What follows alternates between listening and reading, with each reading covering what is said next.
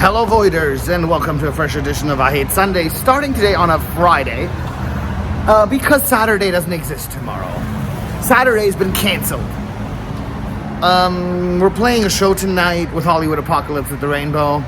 It's the 4th anniversary of Metal Mayhem, and we're excited as fuck. And when we're playing a show, the day after doesn't really exist anymore. Yeah. And if you notice, something has changed. Little Women are gone, which is weird because of Oscar weekend, but look at this disgusting piece of shit that's there. I mean, that's like a fat dude. That's like an ass where his dick should be. How can this even be like appropriate to hang on a billboard in the US? Like, I mean, what the fuck is this even? It's disgusting. It's gross and we want it to go away. We liked it a lot better than when Little Women was there. Even Jim Jeffries was better than this, and I never thought I'd say that. We're setting up. Almost ready. The next song is called Nobody Wants to See Your Tits When You're 60. And that goes.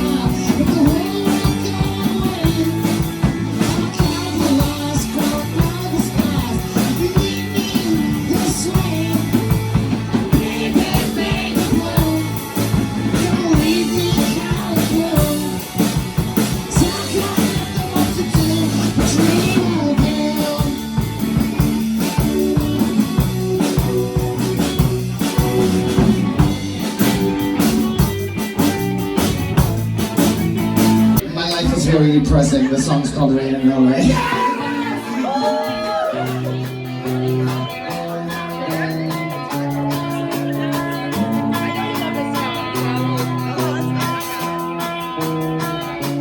Just like the rain in LA.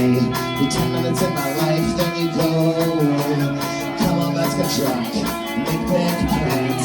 Tomorrow you'll be pulling me off again. You're just like the rain. It's all great. Crushes break down with 1,000 car crashes. Singing you pour my heart to ashes. Take that empty cup, fill it up. Listen, hello, I love you so someone you love. And you just like the rain.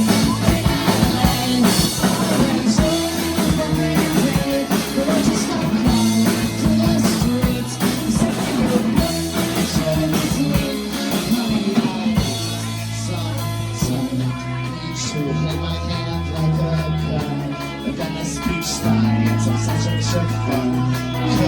you know you're the only one. But you can't be my king.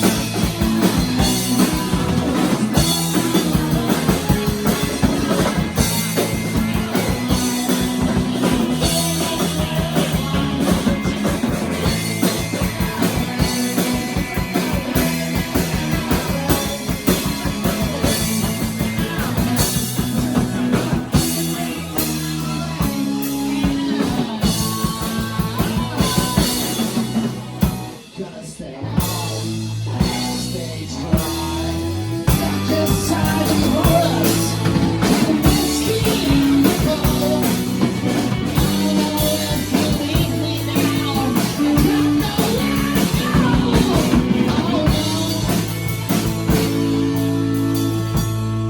And you keep telling me that you're dead inside.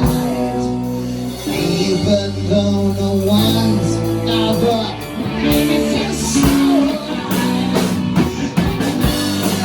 Many drugs I take, joy of the strength. My angel of the sunset strength. Angel of the sunset strength. Angel of the sunset strength.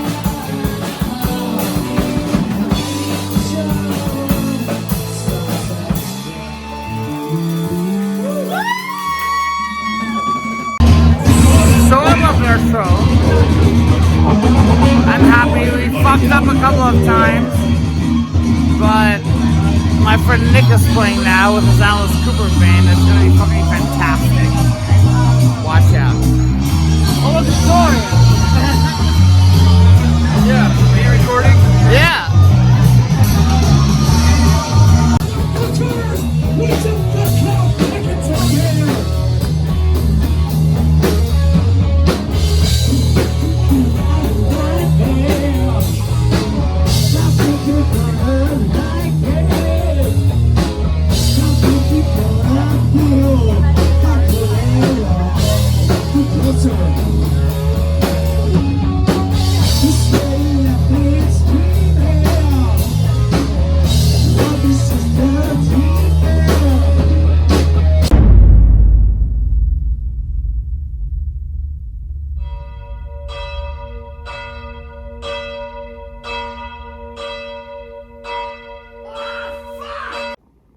It is Oscar Day, my darlings. It's Oscar Day.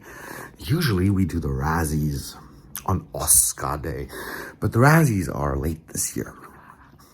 It's because the Oscars are so early this year. So what'll you do? Let's look at some red carpet moments, shall we now? Oh my god. She looks like an Egyptian peasant girl from 1632. And so it begins. This is getting exhausting, for fuck's sake. Oh no. He's kind of been looking the same since 1991. How does he do it? Okay. Give it to Brad. Give it to Brad. God damn it. Yes! Yeah. We're off to a good start. We're off to a good start. Fuck yeah. I'd love Once Upon a Time in Hollywood to get it. But I think Parasite might do it. But I'm not sure. Yeah.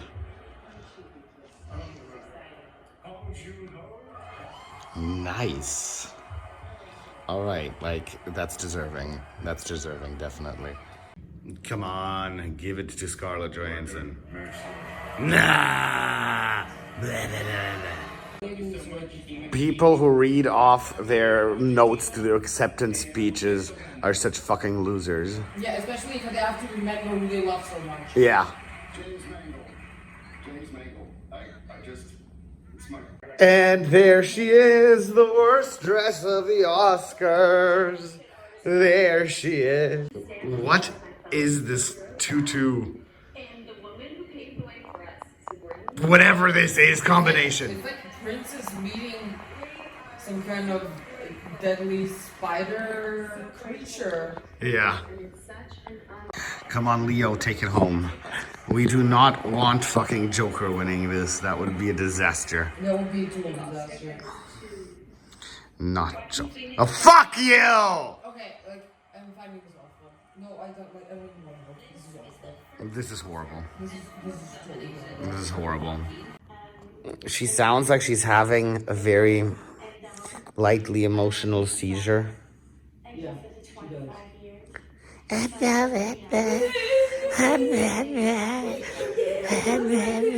Imagine if you live with her. They're gonna be all artistisch too artistisch again. Probably Parasite. Yeah, but it's better than fucking Joker taking it away. Okay, guys, those are some fun Oscars. I like the Oscars a bit more, which I was watching at the same time. But with the Oscars, I really wanted Once Upon a Time in Hollywood to get more awards. But Parasite totally deserved it. So now I'm going to, after a post-Oscars party at the Roosevelt with Jessica Cameron. It's gonna be fun.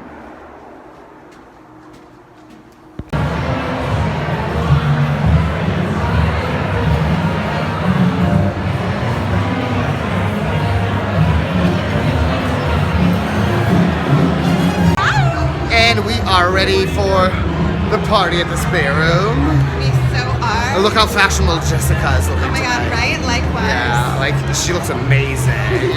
I'm crushing the red hair look. Yes.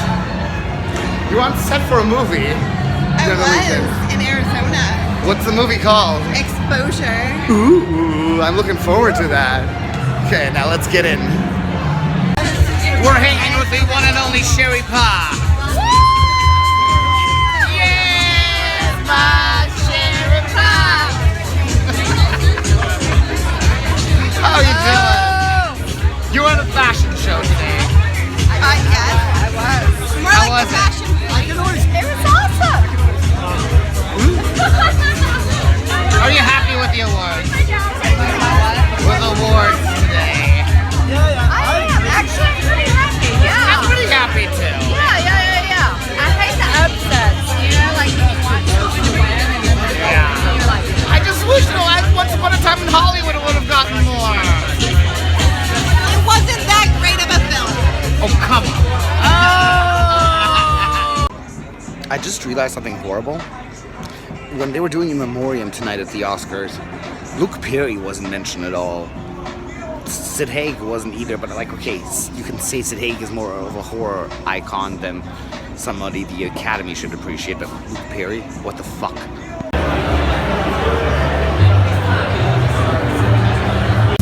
Voiders, I always make it to get a table at the Spare Room because I'm a regular here.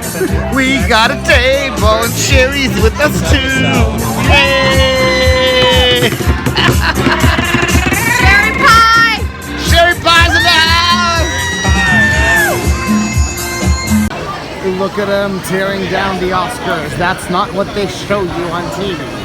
All these trucks, they're tearing down the Oscars and carrying the equipment somewhere else. Isn't that exciting, motherfucker?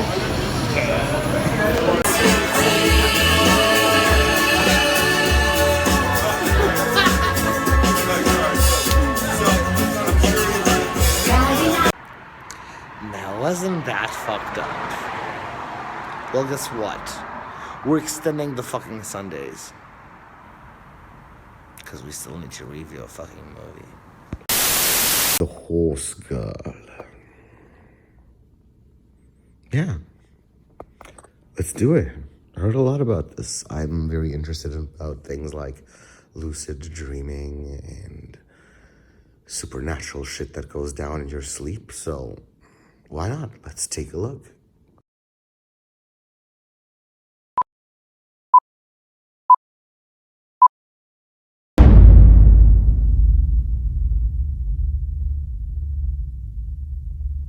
And I remember your white little face. And you were on a horsey.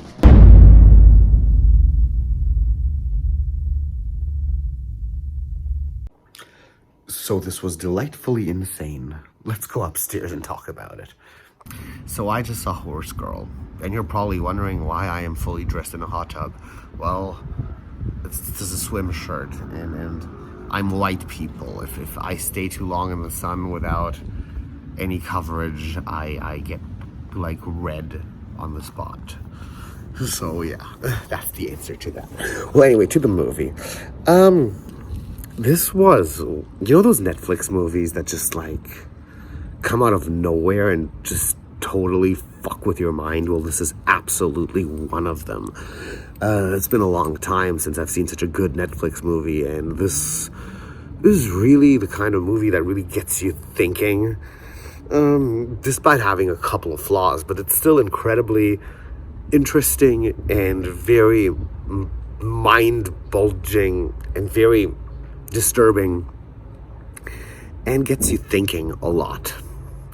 And be warned, if you're like somebody who's dealing with anxiety and issues like depression and anxiety and lucid dreaming and things like that trigger you, you should stay away from this one, because this one really manages to pull the strings there. It's funny, this movie was directed by Jeff Baena, and Jeff Baena has so far pretty much been famous for his comedies. He's written and directed Life After Beth, and of course the very funny and lighthearted The Little Hours. And it was very interesting seeing somebody who actually always succeeded in making me laugh with his films approach a very serious and dark subject matter. So generally, this is what we got. So our main character is Sarah. And Sarah is played by Alison Brie. Wonderful acting on that part, really good. She really carries the entire movie. She's like this awkward, dorky, young person, late 20s, early 30s, and she's just like working at this fabric store and keeps visiting her favorite horse that she's been riding on since childhood. And the first 20-25 minutes we kind of like get a glimpse into her regular life and get to know her character, which is exposed very well. It is just like kind of crazy just how three-dimensional all the characters in this movie appear. We'll get to that later. When the second act draws in, she starts experiencing some very weird dreams, and things that she dreams in those dreams start haunting her in real life. And from there on, the movie takes a dark turn where the audience is supposed to decide for themselves what is real and what isn't, and we kind of explore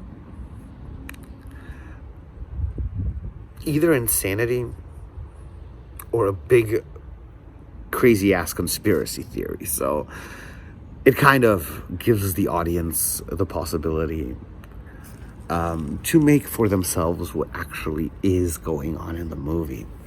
And what I gotta say is the characters here are incredibly three-dimensional, and this generally works because I've done some digging, and this movie was directed in the following way. There really was no actual dialogue that was written down. All the actors were instructed in great detail what they were supposed to talk about in the scene and what messages they're supposed to convey in the scenes, and then they improvised from there on out. And this really makes the dialogue incredibly natural, and all the characters feel incredibly real. Who else is in there is Debbie Ryan, who we know from Insatiable, and she plays Sarah's roommate. And even though she has very little screen time, she manages to give her character a lot of dimensions and generally a character.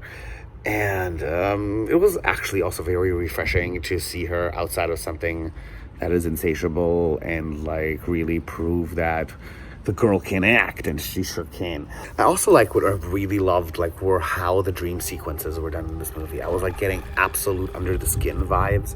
If you remember that movie with Scarlett Johansson being an alien, you really get that kind of a claustrophobic, spooky feeling when you watch this. And the dream sequences work really well. I'm someone who really only enjoys dream sequences in the movie if they are done perfectly, and this is a film that does so very much. The cinematography in this one is also quite the charm. It all looks very beautiful, and to make the universe even realer, they invented a TV show, a 90s TV show in the spirit of Charmed or Buffy the Vampire Slayer, and it works really well because I was actually looking for this TV show because the production design looked so realistic that I actually believed that this was a TV show in the 90s called Purgatory. The pacing is also done very well, except maybe for a slow beginning. We generally are always on the edge of our seats, thinking what's going to happen next, what is real and what is not real, and the movie just opens so many questions. But here's also the thing. The movie does open a lot of questions, but it also expects the audience to answer a lot of those questions for themselves. So if you don't want to do a lot of thinking, then this could be somewhat irritating for you. And also, where I really have to criticize this movie, like the big part I have to criticize this movie, is that they kind of took the easy way out with the ending. It was kind of the easiest way to end this movie, and I just would have wanted an ending that was not so simple, and that maybe even if it wouldn't have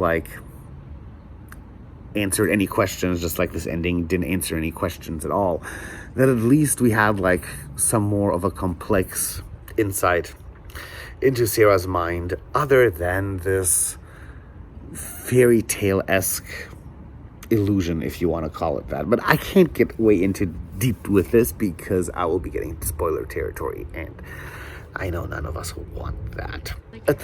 Another thing I might have to criticize just a little bit, maybe the beginning. It's a little slow, but once you give the movie its 20 minutes to introduce its characters and its general premise, then you are in for one hell of a crazy ride. This one was actually pretty great. And I'm gonna be so bold and give this one a 7 out of 10. I know that it sounds crazy, okay? I know it sounds really crazy, but it just feels really real. Okay, let's look at our board. I am not sure if I like this or the Lodge more. I'm still going to have to decide upon those, but we have 2 solid 7s now in the 2020 list, which is making the year a bit better. Let's hope it goes on like this. Next week we are watching Fantasy Island, which I've been looking forward to a lot, but I've been hearing a lot of bad stuff about it. So we'll see how that happens. Well, anyway, guys, I hope we had a fun Sunday. I have a lot of editing to do, so I am going to say bye-bye and close it off for tonight. And I'll see you guys next week. Till then. Go to work, go to school, 'cause it's cool to be a lawyer or a doctor. Don't give a fuck about your life, fuck it up, yeah. Wasted potential every day, that's how I roll. You don't even look at me, 'cause I'm a motherfucking troll. You don't care, you don't see me. I don't give a fuck living life, that's how we be.